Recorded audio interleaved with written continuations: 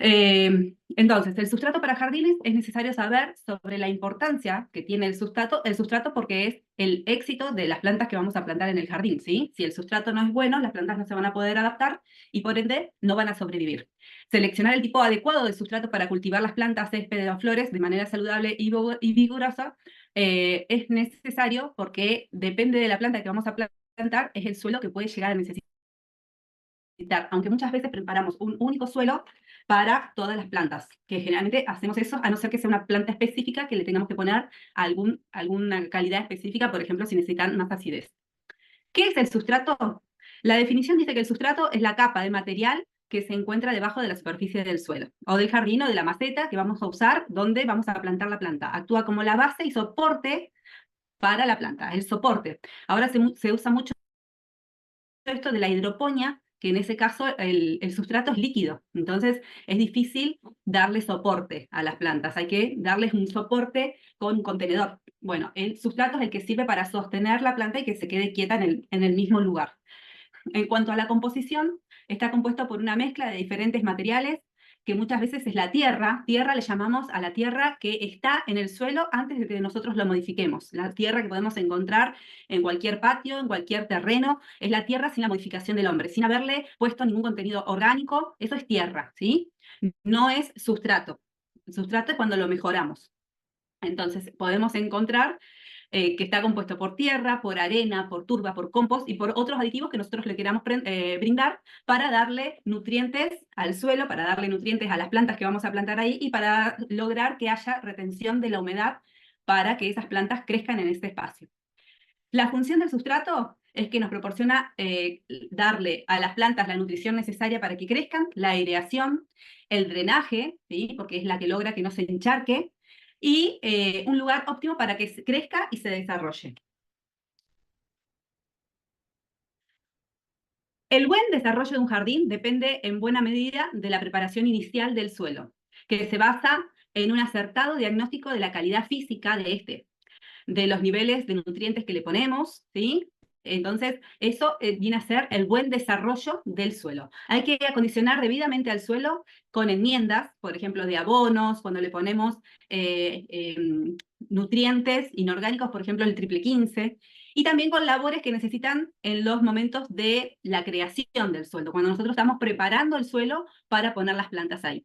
La realidad es que este fenómeno sucede con muchos jardineros que, por ejemplo, piden que ellos dicen que es preferible que el propietario compre un gran ejemplar, una gran planta que ya venga ya grande en tamaño y en desarrollo y en edad, eh, que darle que ellos, los jardineros piensan que es mejor pagar en el tamaño de la planta y no en mejorar el suelo donde va a crecer la planta, ¿sí? En vez de pagar por el estiércol, por el compost que le van a poner a esa tierra, pagan por la planta ya desarrollada. Pero muchas veces fracasa, porque si el suelo no es bueno, por más que la planta venga desarrollada, la planta no se va a poder adaptar a ese lugar donde la voy a plantar. En el caso de la obra pública, en la jardinería es muy frecuente que dediquen grandes cantidades de partidas presupuestarias a proyectos, por ejemplo, poniéndole elementos luminarias, accesorios, a las construcciones de veredas, y queda generalmente muy poca plata para invertir en mejorar el suelo, que es donde van a ir las plantas, ¿no?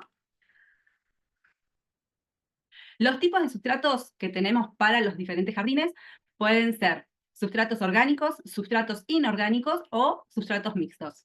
Cuando hablamos de sustratos orgánicos, son compuestos por materiales naturales como la turba, el compost, la corteza de árbol, las fibras de coco, son todos componentes orgánicos con los que podemos hacer que el sustrato tenga estructura y que retenga la humedad, ¿sí? Los sustratos inorgánicos son materiales como la perlita, seguramente ustedes han comprado perlita para darle más volumen, para darle más aireación, ¿sí? La arcilla expandida, que estos aportan estructura y drenaje, ¿sí? Dejan que el agua corre, que no se estanque. La perlita también sirve para absorber el agua y entonces la va largando lentamente y le mantiene húmedo el sustrato. Y los sustratos mixtos, que justamente es la composición de esos dos, cuando se combinan componentes orgánicos e inorgánicos para lograr un equilibrio de nutrientes, aireación y también de la retención del agua.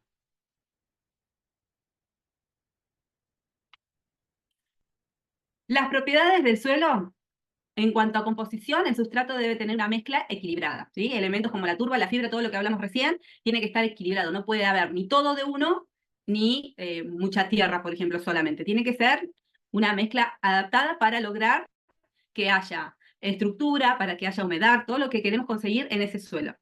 Cuando hablamos del pH, esto es crucial. ¿Se acuerdan que dijimos que el pH está entre 1 y 14? El pH neutro está en el 7 y las plantas generalmente sobreviven o les gusta estar en un pH entre 5,5 y 6,5. Esa es la mayoría de las especies. Las plantas que son más ácidas, como por ejemplo los jazmines, las hortensias, se me fue el nombre ahora. Bueno, las plantas que necesitan pH ácidos son las que están en 5,5, pero no menos, no hay plantas que sobrevivan en un pH de 1, ¿sí? O de 2. Y con respecto a los nutrientes, los sustratos deben contener una cantidad suficiente de nutrientes esenciales como, por ejemplo, el nitrógeno, el fósforo, el potasio. El fósforo es lo que va a hacer que crezcan las raíces, ¿sí? El nitrógeno es lo que hace que crezcan las hojas verdes, ¿sí? Entonces, cada componente es importante. Hay compuestos, que está el triple 15 que todos conocemos, y ahora está muy de moda uno que se llama complex, ¿sí? Si ustedes van al vivero y piden nutrientes complex, le van a vender un nutriente que trae macronutrientes y micronutrientes.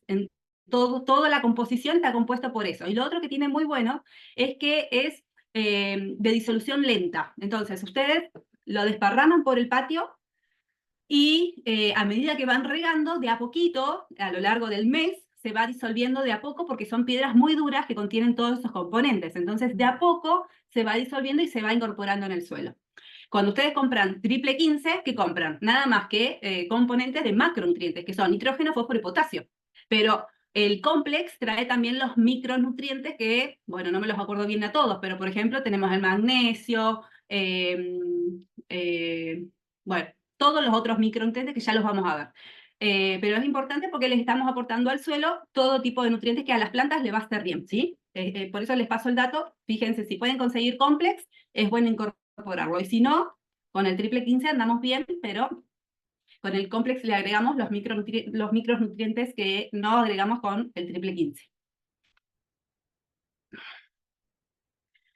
Cuando hablamos de la preparación del sustrato, primero hay que analizar qué tipo de suelo tienen ustedes en el patio donde van a trabajar.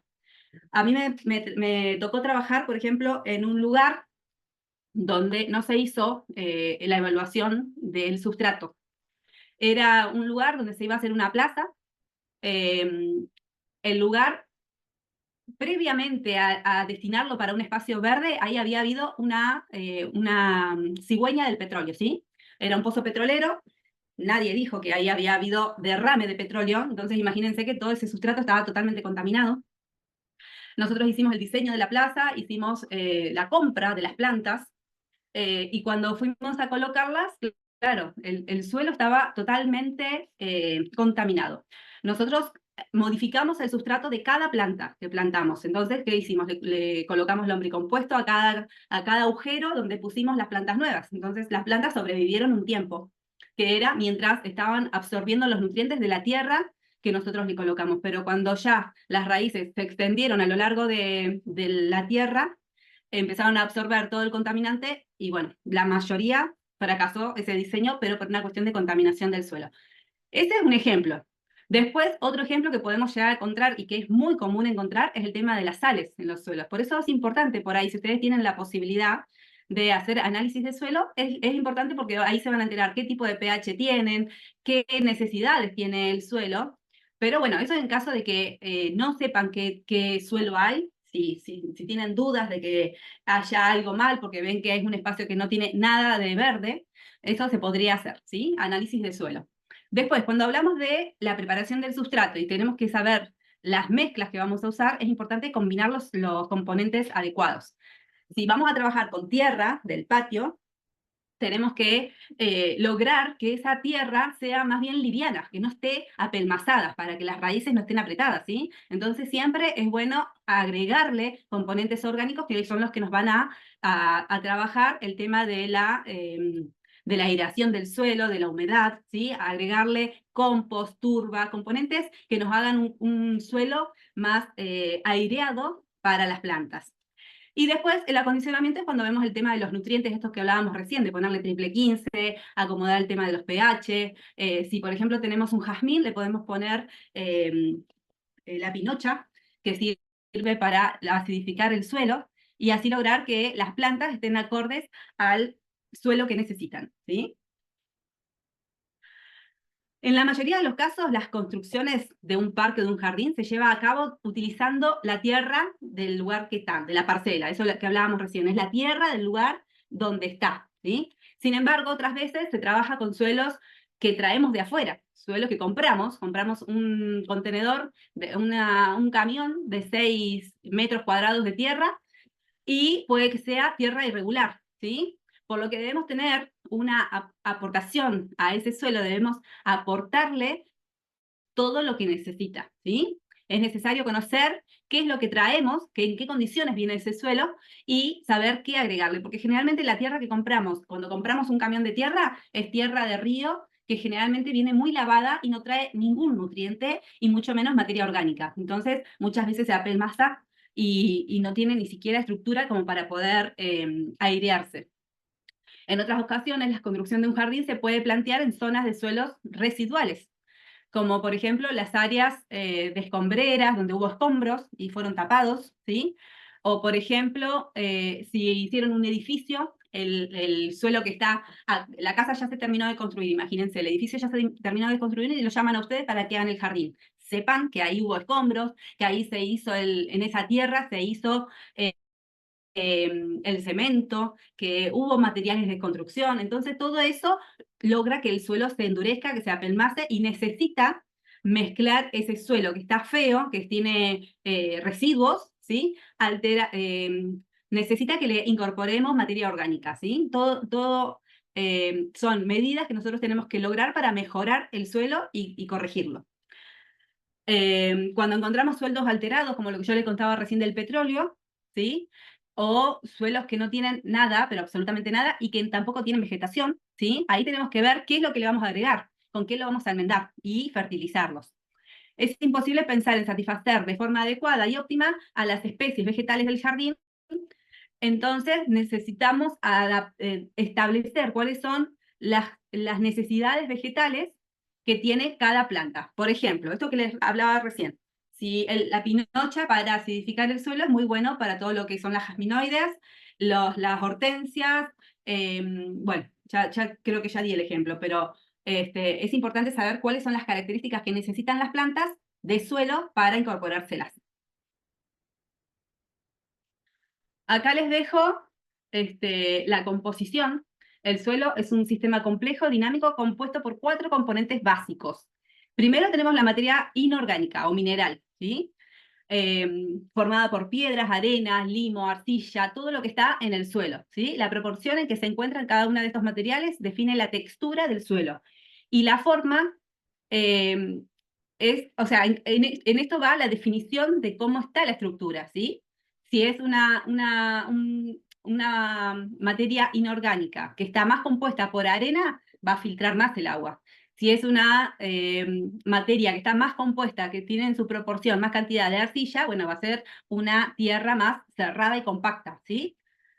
Después tenemos las materias orgánicas, ¿sí? Fíjense que nada más el 5% le pusimos de materia orgánica. Que esto es lo que nos va acá están todas las materias en descomposición, los organismos vivos, todos los que aportan los nutrientes, y acá lo que hablamos es de mejorar la estructura del suelo.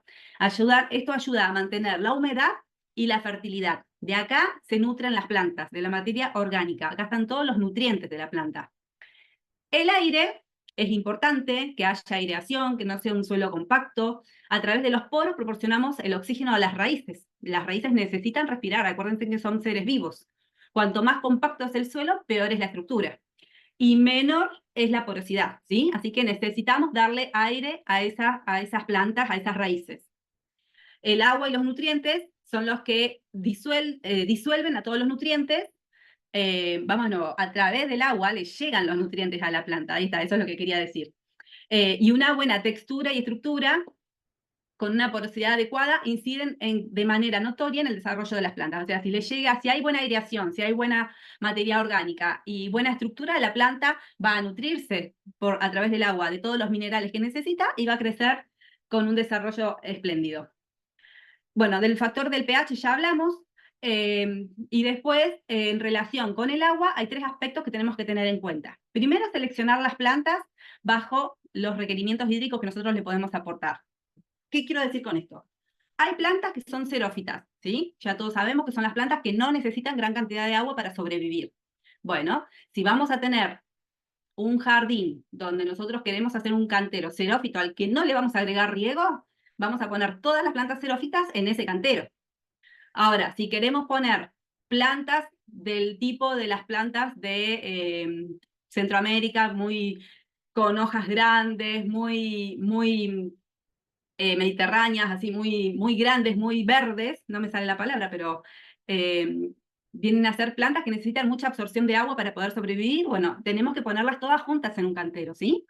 Si vamos a trabajar con bulbosa, que sabemos que necesita un suelo drenado, que no se encharque nunca, y que las podemos regar 2 veces por semana y con eso es suficiente porque lo que necesitamos es que el suelo esté húmedo pero que no esté encharcado. Bueno, toda esta especificación es necesario saber cuáles son las cantidades de agua que necesita cada planta para más o menos ponerlas juntas, ¿sí? No podemos poner una xerófita junto con una bulbosa, porque todas tienen necesidades diferentes de agua. Entonces es importante darles la cantidad de aguas al cantero, no a la planta, porque si no se van a volver locos a la hora de tener que hacer el diseño del riego. Entonces agrupamos las plantas por requerimientos hídricos similares. Esto es importante a la hora de diseñar los canteros. Y también para ese mismo cantero necesitamos hacer el diseño y la instalación de sistemas de riegos adecuados para que esas plantas reciban la cantidad de suelo que le tenemos que incorporar, ¿sí? ¿Cómo elegir el sustrato adecuado? Bueno, considerando el tipo de plantas, lo que hablábamos recién, los diferentes tipos de plantas tienen diferentes requisitos de nutrientes, de drenajes, por lo que es esencial elegir el sustrato adecuado para cada planta, cada tipo de vegetación y, bueno, darle lo que ella necesita, ¿sí? Evaluar las características del suelo, analizar qué tipo de componentes tenemos, si tenemos un suelo ácido, si tenemos un suelo de arena que va a drenar mucho y que las va a dejar sin agua en breve. Hay que analizar qué características tiene mi suelo para ver si ese suelo va a soportar, por ejemplo, que yo lo riegue 2 veces por semana y que sea un suelo que quede húmedo, que se adapte a las plantas que le voy a poner ahí. Verificar la calidad y la composición. Ahí podemos nosotros armar el sustrato con los elementos que nosotros consideremos para darle los ingredientes naturales, orgánicos, el compost, la turba, la perlita, todos son compuestos que les podemos agregar a fin de lograr el suelo que nosotros requerimos para esas plantas. Y, por supuesto, considerar el volumen y la densidad, ¿sí? Que es cuando hablamos de la firmeza que va a tener el suelo, si va a tener aireación, todas estas cuestiones es para tenerlas en cuenta cuando armen el suelo.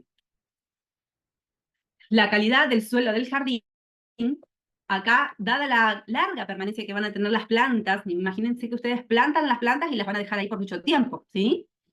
Es preciso partir de un suelo con buena calidad. Por eso a la gente que estaba armando los suelos, yo les decía que esperen a esta clase para tener una idea de que es bueno prepararlos antes de plantar, ¿sí? Hay que incorporarle calidad biológica referida a la abundancia y a la actividad de los organismos biológicos que van a poner en ese suelo para el buen funcionamiento del suelo. Y acá es cuando hablamos de 4 cuestiones. Primero, hay que darle fertilidad. El suelo tiene que ser fértil, tiene que estar sano, ¿sí? Por ejemplo, tiene que estar, tiene que darle a las plantas la posibilidad de poder crecer, de darles alimento, de darle los nutrientes, de darle la humedad, ¿sí?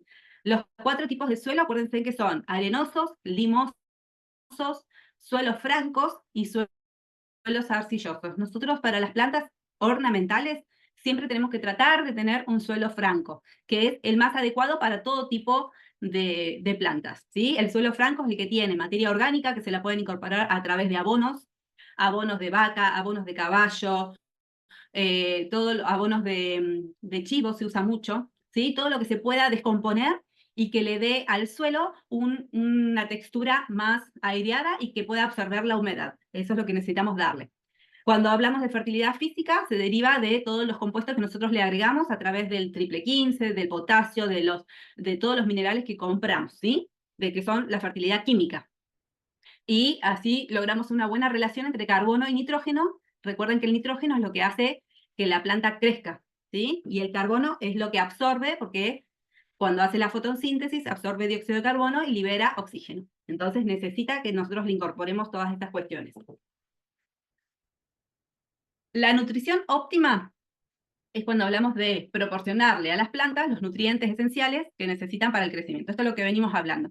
Necesitamos aireación ideal, drenaje eficiente. Recuerden que tenemos que buscar tratar de que el suelo quede lo más húmedo posible, pero sin que se encharque, ¿sí?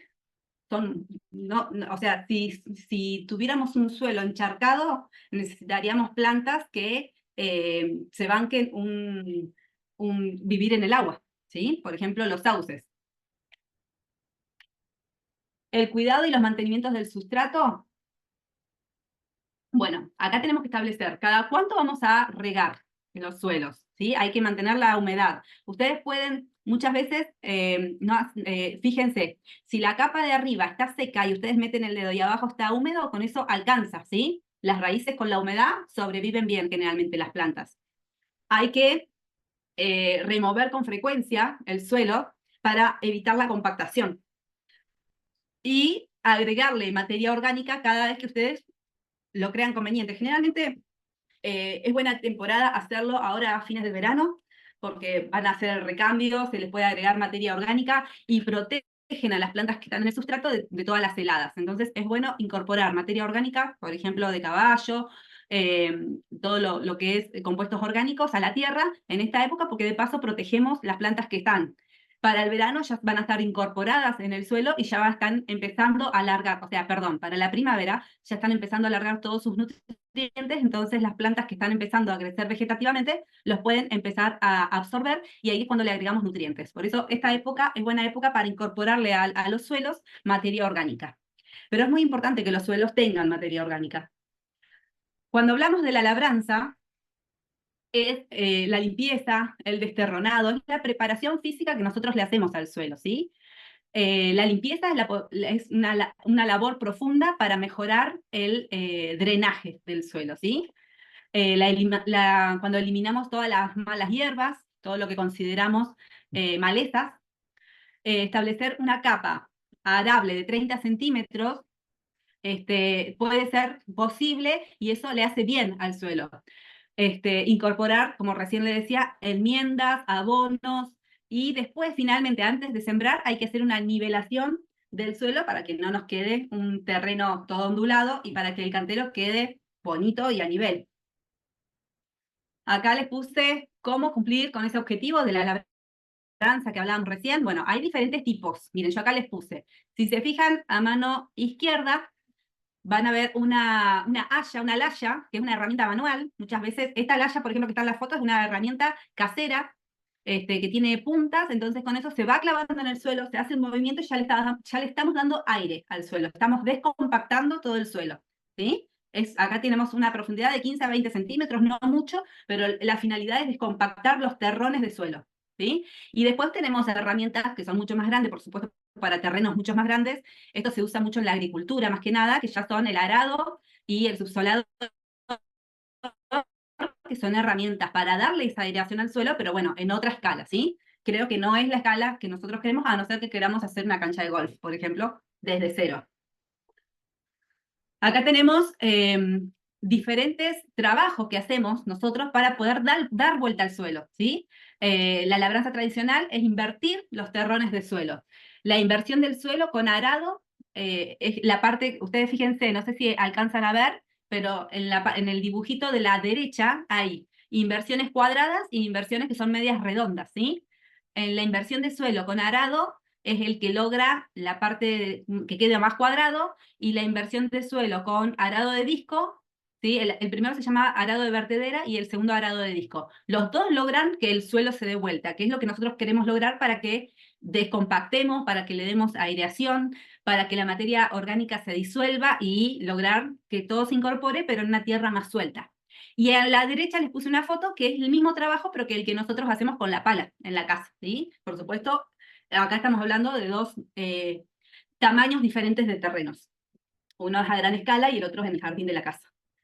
Bueno, la actividad biológica, por supuesto, que es lo que veníamos hablando. Los objetivos de la labranza, de dar vuelta a la tierra, es que todo se disuelva, o sea, hay terrones grandes de tierra que se descompacten, y poder incorporarla a esa tierra que ya está aireada, la materia orgánica, que todo quede más desparramado y homogéneo, ¿sí? Lograr la infiltración si tenemos un suelo muy compacto, ahí es cuando le podemos mejor, podemos medir el pH. Bueno, todo eso es ver qué cantidad de actividad biológica hay en el suelo, si tenemos lombrices o no. Todo se puede mejorar. Y acá es cuando incorporamos las enmiendas que hablábamos hace un ratito. Por ejemplo, ahí ese compuesto celeste que tiene el señor en la mano es el complex que yo les digo, que es la aplicación de fertilizantes con macronutrientes y micronutrientes. Si ustedes, no sé si conocen el triple 15, son unas bolitas exactamente igual, pero que vienen de color marrón y blancas, ¿sí? Eso es potasio, nitrógeno y azufre, me parece que es el otro. Pero este tiene macronutrientes y micronutrientes, ¿sí? Y en el tractor que ven a la derecha, están haciendo una enmienda de yeso, que es cuando, por ejemplo, tenemos la enmienda de calcio al suelo. El calcio es el responsable de crear y mantener la estructura de los suelos agrícolas. Con la correcta agrupación de las partículas de aire y de agua, pueden entrar en los poros y fortalecer el crecimiento y el desarrollo de las raíces. Por eso es importante controlarlo para poder absorber los nutrientes y el agua, ¿sí? Son enmiendas que se hacen típicamente y trabajos regulares que se hacen cuando uno hace las mediciones de suelo.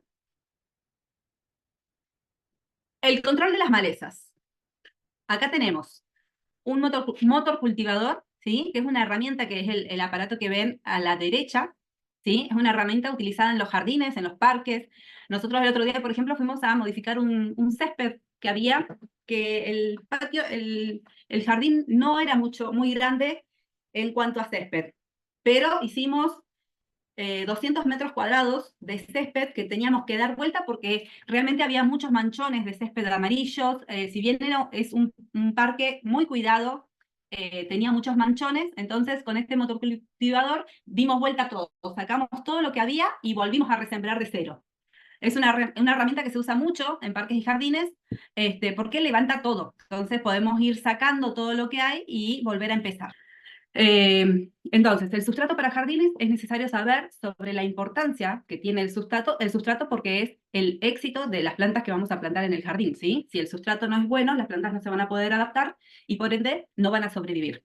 Seleccionar el tipo adecuado de sustrato para cultivar las plantas, césped o flores de manera saludable y vigorosa es necesario porque depende de la planta que vamos a plantar, es el suelo que puede llegar a necesitar, aunque muchas veces preparamos un único suelo para todas las plantas, que generalmente hacemos eso, a no ser que sea una planta específica que le tengamos que poner alguna calidad específica, por ejemplo, si necesitan más acidez. ¿Qué es el sustrato? La definición dice que el sustrato es la capa de material que se encuentra debajo de la superficie del suelo, o del jardín o de la maceta que vamos a usar donde vamos a plantar la planta. Actúa como la base y soporte para la planta, el soporte. Ahora se usa mucho esto de la hidroponía, que en ese caso el sustrato es líquido, entonces es difícil darle soporte a las plantas, hay que darles un soporte con un contenedor. Bueno, el sustrato es el que sirve para sostener la planta y que se quede quieta en el mismo lugar. En cuanto a la composición, está compuesto por una mezcla de diferentes materiales que muchas veces es la tierra. Tierra le llamamos a la tierra que está en el suelo antes de que nosotros lo modifiquemos. La tierra que podemos encontrar en cualquier patio, en cualquier terreno, es la tierra sin la modificación del hombre, sin haberle puesto ningún contenido orgánico. Eso es tierra, ¿sí? No es sustrato. El sustrato es cuando lo mejoramos. Entonces podemos encontrar que está compuesto por tierra, por arena, por turba, por compost y por otros aditivos que nosotros le queramos brindar para darle nutrientes al suelo, para darle nutrientes a las plantas que vamos a plantar ahí y para lograr que haya retención de la humedad para que esas plantas crezcan en ese espacio.